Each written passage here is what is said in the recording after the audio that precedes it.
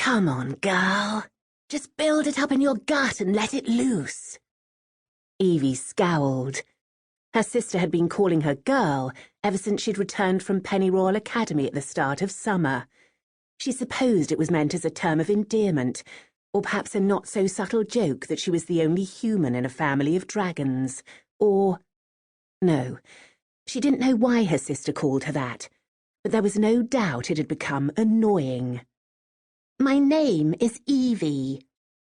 The great dragon smirked and turned her head toward the marsh.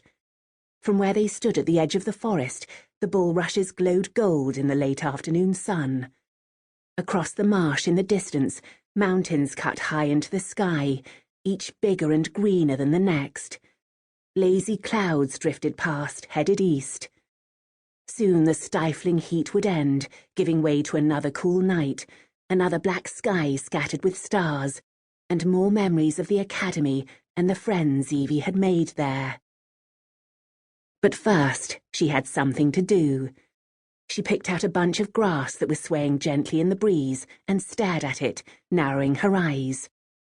She was trying to focus, but in truth, she wasn't really that bothered. She was doing it only to please her sister. Besides, it was impossible to concentrate with those huge black swatches her sister had already burned into the bulrushes on her right. "Come on," said her sister in the charred grumble common to all dragons.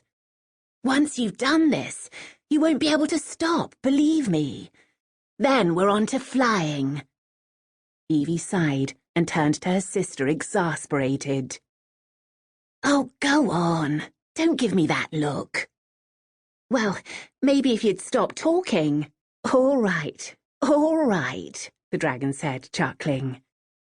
Evie turned back to the marsh while the birds sang merrily in the forest behind her.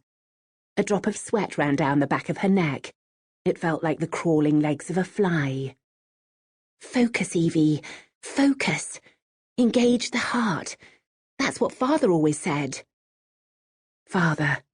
That's who she needed. She tried to picture him. His eyes appeared first, soft and tender, then the scar-crossed slope of his snout and the massive spikes of his teeth.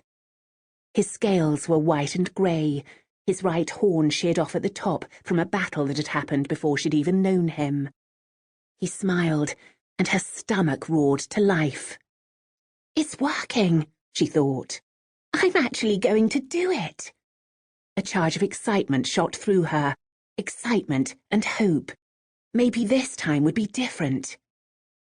She inhaled so deeply that her throat and lungs began to tingle, like they did in the dead of winter, when the air was so bitterly cold it hurt to breathe. "It's really working." This had never happened, not in all the times she'd tried to breathe fire before. The details of the marsh faded away until all she could see was the paintbrush outline of the grass. She burped, grimacing from the acid taste creeping into the back of her throat. A cauldron was bubbling in her stomach. Now! She sucked as much air into her lungs as she could. The pain was so intense that tears began to fall from her eyes. "Do it!" She opened her mouth. Searing heat lanced up from her stomach and... "Ah!" she cried, clutching her chest. "Ah! Ah!"